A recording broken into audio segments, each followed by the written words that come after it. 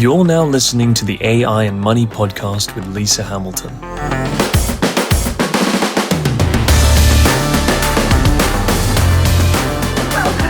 Welcome, Tash, to the very first AI and Money podcast, where we discuss what is happening in AI today regarding making money, how to make more money, how to be more effective, how to make more money in your business, or how to use AI to actually build a business and make money. So, first guest ever, welcome, Tash Hutcheson. Tash is from South Africa, and she is helping people with life skills and AI coaching for businesses and individuals. So this is actually a person who has made AI a form of income, and this is what we want to be. These are the people we want to be talking to. This is what we want to hear about. So welcome. How are you today, Tash? I'm amazing. And thank you so much for having me on your podcast. I'm so honored to be here. And it's a super exciting time to be alive. Just learning so much about AI and just the way that we can leverage it, just as you say, to be our business partner, to help us to create new income and revenue streams. And what's the most exciting part for me is just sharing that knowledge and just helping other people become aware of how much AI can just help them in their day-to-day life, in their businesses, and as you say, developing those revenue income streams.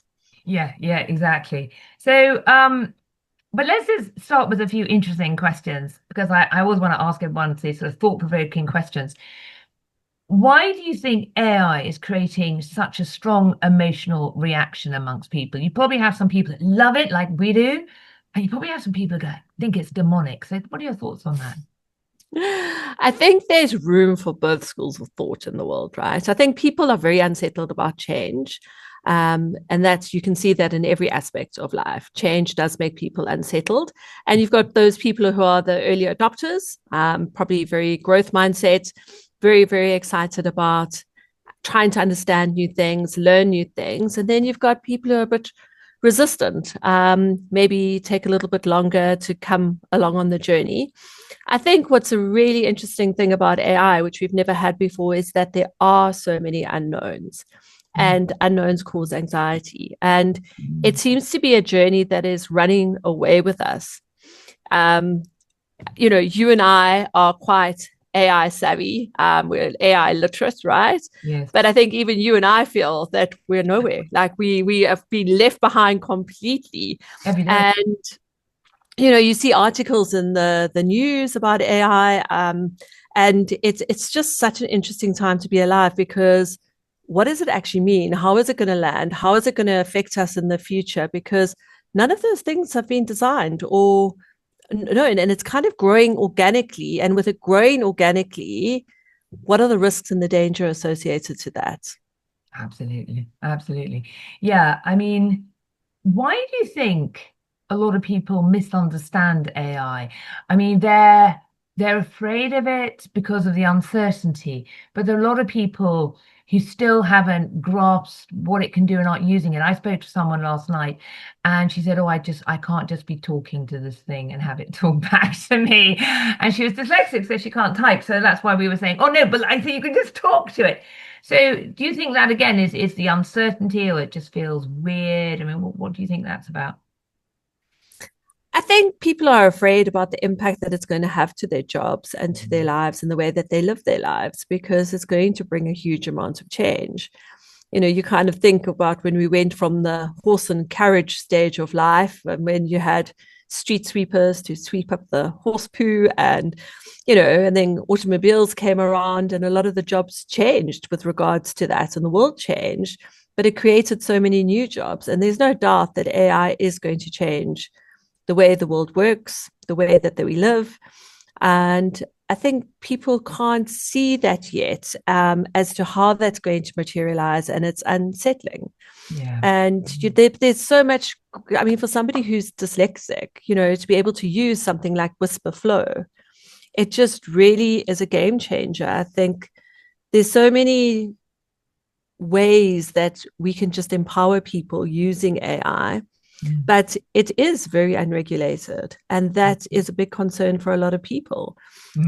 As my kids, and it's so interesting because my kids are very anti-AI, and you would think that they would be the guys that would be 100% all for it.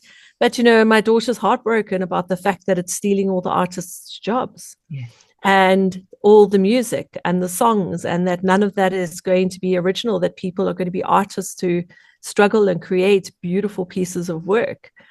And my son is just like, I don't want it to make me stupid. I want to work things out myself, so it really is at that.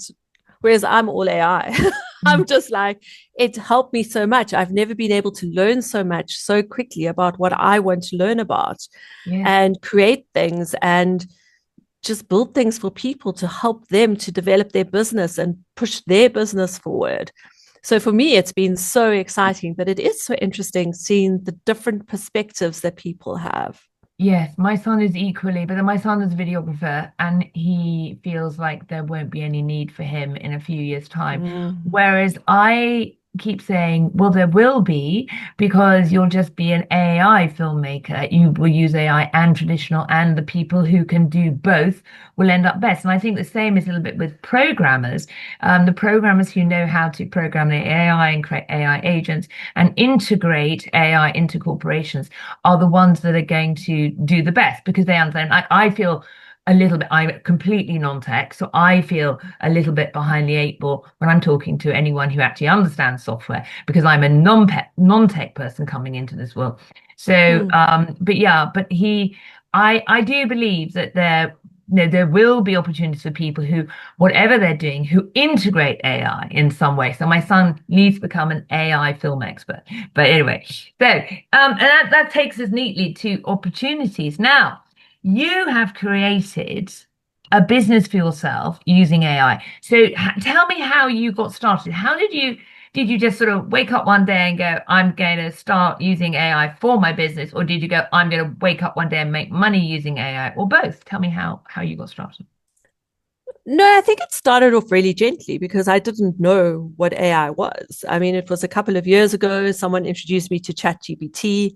And I started using it like I think most of us start using it. It was Google, but it was Google's smarter cousin, So if I wanted to find restaurants or if I wanted to, so I mean, I started off very gently. There was no plan around it at all. But the more that I used it, I learned more about what AI was, and I think AI trained me up a bit as to what it could do. And I started developing travel itineraries and packing lists, for friends going overseas, and so it started off really about how could I use it in my life in order to make my life simpler, and I used it for very personal things. Eating plans and exercise plans and health plans and for the family. And at the same time, I was running my business. So I do a lot of neurodiverse coaching. I have a neurodiversity membership platform that supports parents. I was working in a corporate, also doing some training and coaching for them. And so I started to just leverage the way that I was using the AI. And it's so interesting because in the beginning, I felt like I was cheating.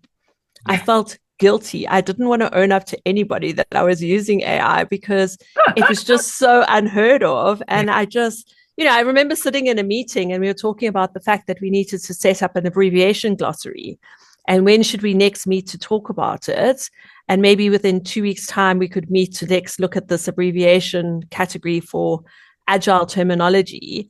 And I was just thinking, 2 weeks? And that's what it used to be, right? To develop like an abbreviation glossary. And while I was working on my laptop, and I was like, all right, guys, so I've got draft 1 for us all to review, which I've sent out to you, which I did in the 30 seconds while we were all talking. Yeah. And, you start to just realize the difference that it can make in business and with developing your business. I started using it to develop my coaching course. I used it to build my membership platform. I used it to build the website. And now what I've been doing is, looking at schools and how can we develop AI policies for schools, and also to train up teachers so that they can start to use AI in order to spend less time on all the admin, because we all know how overworked teachers are, so that they can spend more time with the kids, and also leverage AI to explain something maybe in a slightly different way. So, because we've all got different operating models when it comes to our brains, and in a slightly different way, and to have AI as an extramural. I'm also working with a business school, just developing a AI elective course for leadership, and how we use AI in corporates and leadership, because AI is going to change the way that we work, but things like leadership are going to become so much more important, and the way that we engage with people. So I've been having a lot of fun with AI. It almost feels like it's limitless, all the things that we could be doing with that. Yes. Yes. So, I mean, do you think this will create more entrepreneurs? Do you think AI is going to create like a new, like the dot-com phase created a lot of entrepreneurs and people started websites and things? So at the moment, I think we might be on the cusp of that. I mean, are you seeing that too, that there's going to be a wave of people who get it and who are like getting on that bus right now? I do, definitely. It's just so interesting for me, like people like you and I who do get it and are so pro it, because we can see the benefits, that when we engage with people who don't, just how resistant they are. And I think we can't, underestimate the level of change that this is, and having to manage that change responsibly. And I think definitely with regards to AI, it's about how do we use it responsibly? How do we teach it responsibly? How do we implement it responsibly? Because it really is open to a lot of misuse, as is with anything new. And it's just so important to have a very clear vision about what it is that we're trying to create. And are you hoping to make this into a full-time career? Is this something you're building towards now? Have you now got on this bandwagon and thought, no, I'm going all the way. What can I do with this? And if so, what are your plans? So I use it as part of my career every day. So with regards to my neurodiversity membership platform that I run, I use it every day from a marketing point of view, from a resources point of view, and also from, agile life skills, just helping businesses. So I do use it every day. And but one of the things that I'm busy building at the moment is an AI membership platform, because the thing that I find the most challenging, which is there's a lot of courses that you can do and it will teach you the basics, but there's no space to actually grow and learn as a community. So you find that Microsoft and our government has invested a lot of money in doing some basic AI training. But what happens after that? And it's about providing that community for people to share and learn, a lot like what you've done, Lisa, with your, AI as a business partner, which is fabulous. But just to set up that membership platform and give people that space. And one of the things that we have here in South Africa is obviously, we have quite a big discrepancy of wealth, where you have that limited percentage of the population that has quite a lot, and then quite a lot of people who live an underprivileged lifestyle. And I really believe that AI can help to flatten that, if everybody has the same access to it and the same opportunities to it, because it will allow them to develop businesses that maybe they've never been able to develop otherwise.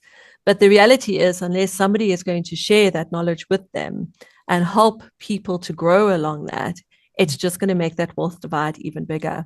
And that's something that I'm also quite passionate about, is just making sure that, it doesn't just end up in the hands of a few. It's making sure that, everybody has the same access and the same opportunities towards that. And there's technology restrictions with regards to that, from a financial point of view, access to, data and paid AI example is only, I read a statistic the other day that only 84% of the world does not have access to AI. And so out of the remaining 16%, 0.3% pay for it. So it's that, like you and I who have access to multiple paid AIs, we're in Mm. teeny part.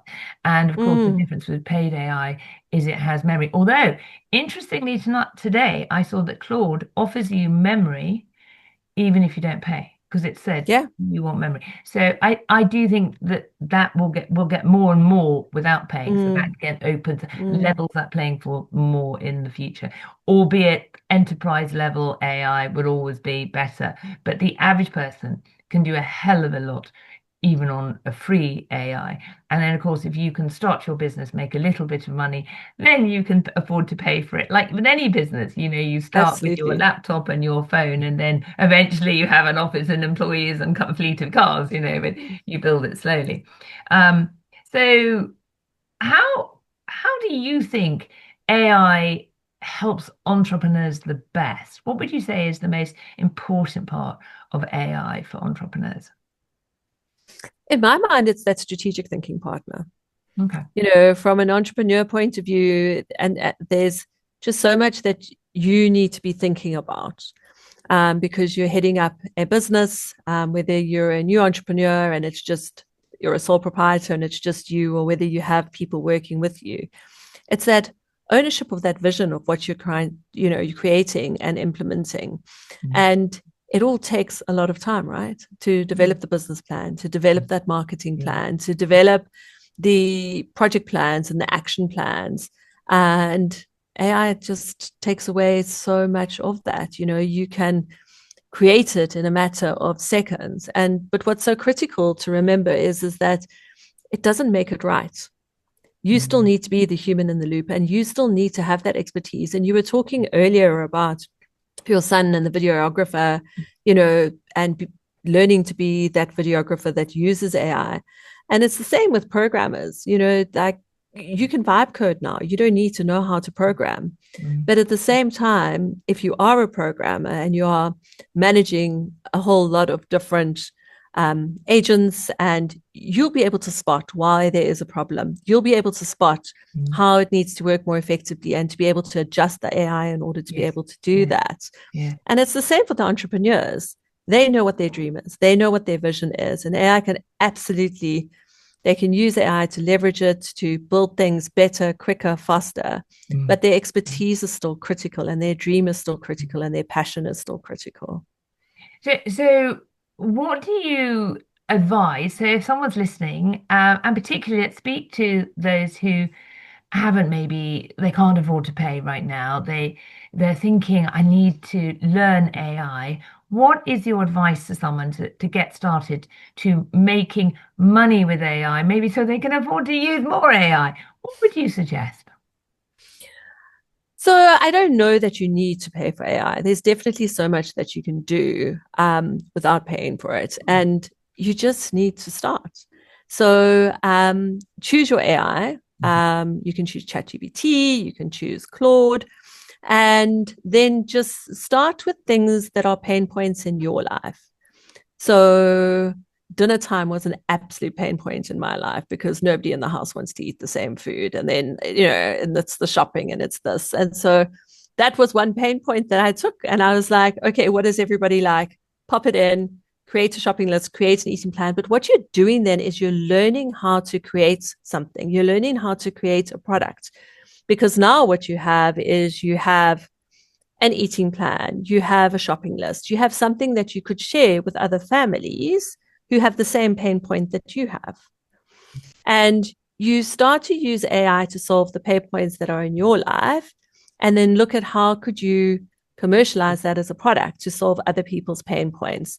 And you ask Chat how to do it, or you ask Claude how to do it. You don't even need to think about how to do it yourself, because we are not business coaches, or we are, but other people maybe are not, but are product development experts, who are marketing experts, so now you have an AI that can be all of those things for you. So you can say, this is my biggest pain point in my life, and I know that other parents or other whoever have the same pain point. So if I can build this, then I can get AI to help me to commercialize it. And they can give me the project plan as well. You can say, give me the plan to do it. I need all the steps. talk to me like I'm someone who's never done this before, and give me the detailed steps of what I need to do. Prioritize it for me so I know what I need to do first. Yeah. I think that I always tell people, if you don't know what to say to it, ask it what you should say to it. And that is the biggest hack to get you unstuck when you're like, people go like, I don't know how to prompt it.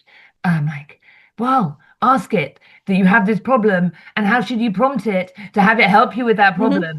And people are blown away by it, that you can just talk to it like it's a friend. So I was explaining to a client last night who is afraid to try, and I went on Zoom, I took my phone and I started chatting to AI, and she was like, actually, you're just talking to it like gibberish. I say, yeah, no, it figures out what I really mean. It sort of analyzes what I'm saying, because you can put in typos, you can misspell. It generally tries to figure out what. Absolutely. Which is again great for people who have dyslexia, and my client who's got very severe ADHD. It's a lovely story, and obviously in neurodivergency is part of the thing work with. So I had said to her, use ChatGPT, and I told her how to use it for something. And she went off using it for everything. And then she came back and said, you totally changed my life, because now I can do this thing. And because it gives her one task at a time, and it helps her manage her time and her tasks effectively. And it's like a pal. It's like, it's okay, I'm going to have a break now. It's fine. Because it does that to me. I'm like, oh, I'm so tired. So it's fine. We can't work tonight. I'm going to take a break. I use it like the wind beneath my wings, and that's like my little phrase. AI for me is the wind beneath my wings, and it's changed my coaching business entirely. But what is bizarre is I'm a life coach, but I'm finding that most of my clients who come to me to do identity shift are ending up becoming AI experts, because I give them the AI and then they're like, oh, wow. So we're going to see the last convert potentially last night. She's writing a book, this lady. And I thought, yeah, you can use Claude to help you. And she said, oh, no, I want to write it myself. I said, no, you can write it, but you're struggling to start, right? So, ask it to help you organize your thoughts and have a plan, make out the promise and what the book's for. And that'll help you, because you're stuck, because she couldn't quite explain to me clearly what the book was about. And I said, if you're not clear, I'm not clear, no one's going to be clear. You can't write it if you're not clear. So absolutely. And then she said she had 30 stories already. And I'm like, great, stick them in ChatGPT. Why would I want to do that? And I was like, well, because then it can, you can edit them, or it can edit them, and you can do 5 different versions of each story. I said, yeah. And she was like, really? And it's amazing. It is absolutely amazing. And a friend of mine has written 3 historical novels using Claude. And he started with notes from the Crimean War. And he took those notes and he stuck them in, and he used it at the beginning of a plot. And then he added subplots, and then he and Claude wrote the book. And he's been published. He's got 3 published books now using this technique. So just interview on him sometimes. So he's making money from publishing with AI, which is incredible. And it took him a year to learn how to do it properly. He was struggling, but and the AI got better during that time as well. So now he's popping them out every 2 or 3 months. It took him a year to write the first one. So it is incredible. So just a few more questions before you go. How important do you think curiosity is in this AI era? No, I think it's critical. I think we have to be curious about, how does it work? How does it, how can it change our lives? What can it do for us? How are we going to, implement it? But I think curiosity is critical in all parts of our lives. It's not just about AI. It's, us being curious about the world around us, the people around us.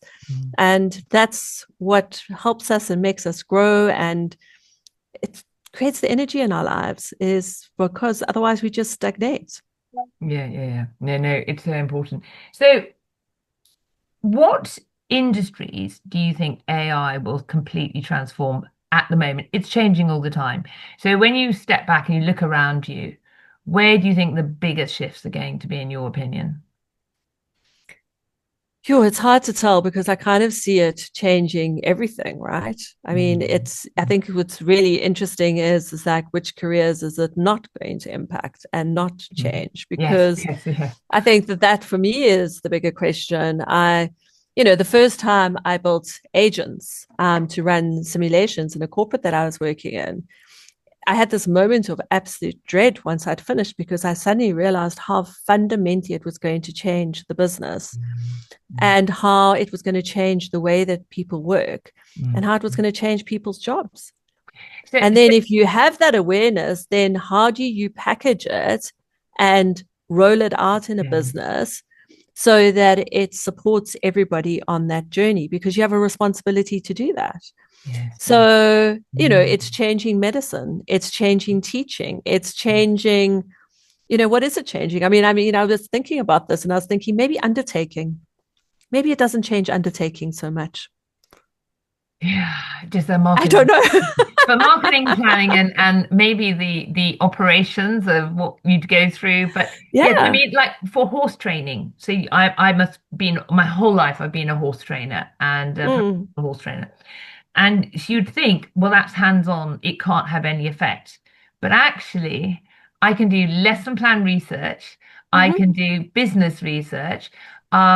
I can literally, last night, I wrote a whole article on humans and horse nervous systems and showed the parallels and why equine assisted coaching is a thing. And I did it in about 8 minutes and had it beautifully produced and posted on LinkedIn. And so it may not, you might think, well, okay, so do I have an advantage? Yes, because I can get myself out there and appear to be a very knowledgeable expert in seconds. So the person who's just out there, in the field teaching away, no web presence, no AI knowledge, they're not going to get their voice heard. So where are the clients going to go? They're going to go to the person they see and hear. So AI is huge in allowing you to be more visible if you use it correctly. If you use it badly, it can probably work against you. But that's the same with anything, any tool. You use a knife correctly, it cuts. If you use it badly, you cut yourself. So I wanted but even more than that, Lisa, I mean, and look, I don't know anything about the work that you do, but I'm thinking, like, if you were to video your sessions and then upload them, and then it will show the growth and the changes and the development. And, I mean, AI picks up patterns much better than we do. And it would create an insight and a visibility into your business that you maybe don't have at the moment. Yeah, and if that isn't possible now, it will be possible just around the corner. Yes, I know they're using AI for gait analysis for lameness. I know the vets are using AI. So for the biomechanics of the horse, so that you can instantly assess it. Because obviously the thing about us with horses is that they have to be kept well and fit and healthy. So AI is very useful in that. And then all the things you talked about, like tracking their diet, tracking their fitness, all this can be done by AI. The lesson plans, the training. So if I have a client with a problem, I go to AI and I say, look, this horse is stopping. What does John Whitaker, it's one of the world's leading show jumpers in the world, what does he advise for horses that do this? And I don't know how much, because it does obviously hallucinate, but nevertheless, because I know what I'm doing, so if I just trusted it blindly, that might not be a good idea.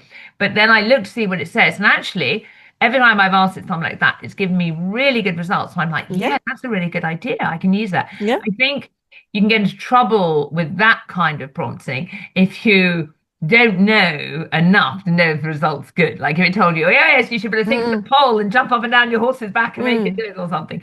But so far, I haven't had that happen at all when I've asked. And I don't use it all the time with my sports training. But you are an expert in your field, and you wouldn't be able to use it if you weren't, because you are leveraging AI. But I couldn't come in to your business and stand in for you for a day and say, well, it's fine, I'm just going to ask AI, okay, so what do I need to do? Because I would never be able to do that, So, we can leverage it, but at the end of the day, we need to have our experience, our expertise that is sitting behind it. Very, very good point. But if you ever want me to come and stand in for you for the day, I love it. My friend Claude and I will be there. Now, I just wonder, before you go, I want to ask you one more question on, you said you're setting up AI agents. Now, some people listening, that's going to go like, what does she mean? So can you explain, like a 6-year-old would understand, what do you mean you're setting up AI agents? and and what tools are you using for that? Because it's really interesting to actually hear what you're really doing, because we know you're using AI. Mm, What are you really mm, doing when you're doing that? mm. So, a lot of corporates use Copilot, and the reason that they use Copilot is because it's ring fenced within their environment. So, from a security point of view and protecting their information, it makes it a lot safer.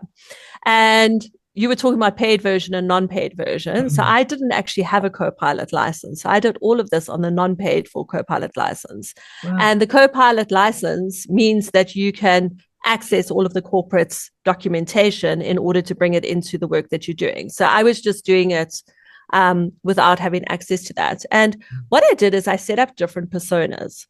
So acting as, and just to explain it in its simplest forms, acting as a marketing expert, acting as, so what I do is I consult in Agile, and we set up projects and we develop new products for businesses. So acting as a product manager who is going to develop the product, acting as the business analyst who is going to understand, like, write the requirements for this product, acting as the project manager. And I went in and I created the prompt, so to speak, of this persona in Claude, and then brought it into Copilot and built the agent. So now that agent is always it is a virtual product manager. It is a virtual business analyst. Mm-hmm. And then I give it the business problem, and I loop in the product manager and I say, all right, this is the product that you're wanting to develop. Go ahead and develop the product. So they develop the product, and then I hand it over to the business analyst, and I bring in that agent and I say, this is your product from the product manager. Go away and do the business analysis for it in seconds. Mm-hmm. Then I ask the business analyst, did the product manager miss anything? And the business analyst comes back and says, yes, the product manager missed A, B, and C. And then you can take it through its development lifecycle all the way through to compliance, audit, risk. And what you've done at the end is that you have a very clear set of requirements for a new product that you can build within a corporate. So what's very interesting about that is that would take multiple workshops with multiple people in it, with different expertises. And how expensive are each of those workshops with all of those people in? How much does that actually cost the business? And how much time does it take? Whereas now I developed this all in over a couple of days, over a few hours. Yes. And it gives us a starting point to bring all of those experts into the room and go, review this. As the human in the loop, this is what has been created. Now, how do we build it? What do we do? So you still need the human in the loop. Yes, you need to have the human in the loop, but it saves the drudgery of that brainstorm, the backwards, the forwards, because you actually are just, the amount of time that you save an organization is massive. Yes, and it's interesting saying you still got the human in the loop. I think that's people's biggest fear, is that it will completely replace them. No, as they say, you will be replaced by someone using AI, not completely by AI. Having said that, I watched a podcast the other day with Emad somebody or other. He founded Intelligent AI, the British guy, and very, very, very super smart, one of the experts of experts. And he said within 5 years we will have robotics coming in, but but they're so expensive to make, like a humanoid, like that can drive a truck. That will take longer purely because of the expense and production, but they will just be getting in the truck and driving off and doing all those things. But he said obviously digital AI, he said we have a 2-year window, and then everything that can be done, like, it'll be like going crazy. So it's so interesting. However, even then there need to be people to make sure the humanoids are doing what they need to do. There need to be people to make sure the AI doesn't go off the guardrails. There need to be people. It's for people. You can't make a product unless the person's involved somewhere along the line. So I think it's like, as you said at the very beginning, so going full circle, we're closing the loop with, it doesn't replace you. It's more than a tool. It's a system. It's a system that we work with as a partner in any level of business to help us do more faster, and it'll change the ways we do things. And ultimately, Elon Musk seems to think that maybe down the line, everything will be much cheaper because everything will be robotized and done. and the cost of production will go down considerably. Not at the beginning because it goes up, but then once you produce what's needed, it goes down. So the future is unknown, as you said, and interesting. So my last question to you, if you could give one piece of advice to someone who wants to build wealth in AI today, what would it be? Well, that's a really interesting one because there's so many aspects to it. Because the one thing about building wealth is like, do you understand what building wealth actually means? And so my one piece of advice, I think, wouldn't be about what's business to do, but to learn about building wealth, learning about where to invest money, how to invest money, what you need to do. I mean, my husband is using he's using chat to help him with all his trading. He's been trading for 40 years, right? Well, no, it's not as long as that. How old am I saying he is? He's been trading for like 25 years, right? And, he has his highs and his lows. And now he's actually using chat in order to help him with his trading. And it's a game changer for him. And I think it's about education. If you wanted to create wealth, use AI in order to teach you how to do that.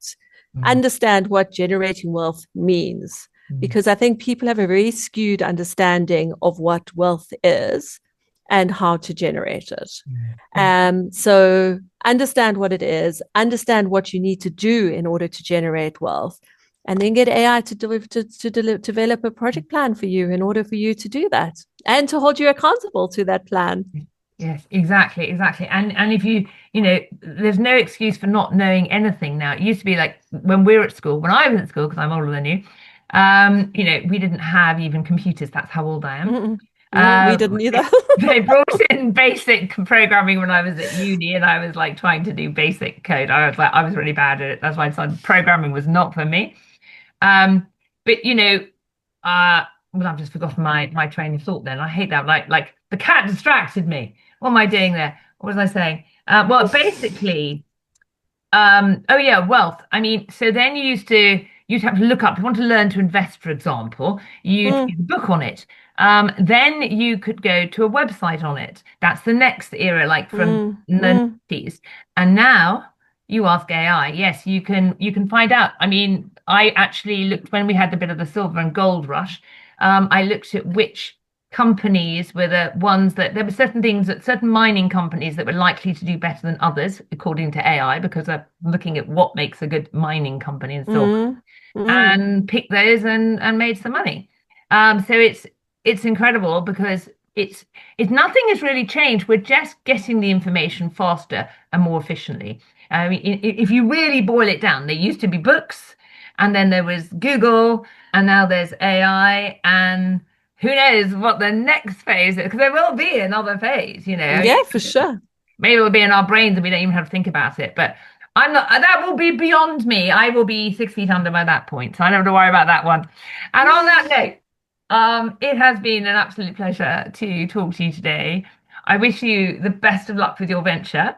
Thank you. I look forward to hearing how it goes in the future and catching up with you maybe in a year's time when the world has changed even more and be like, remember that first podcast? How wrong were we? We were so ignorant then. You got it completely wrong. Yeah, it's been a pleasure. Lovely to meet you. Thank you so much, Lisa. It's lovely to spend time. You're welcome. Take care now. Bye-bye. Okay, bye. Thank you for listening to the AI and Money podcast with Lisa Hamilton. Make sure you're following along to find out when a new episode is out. See you soon.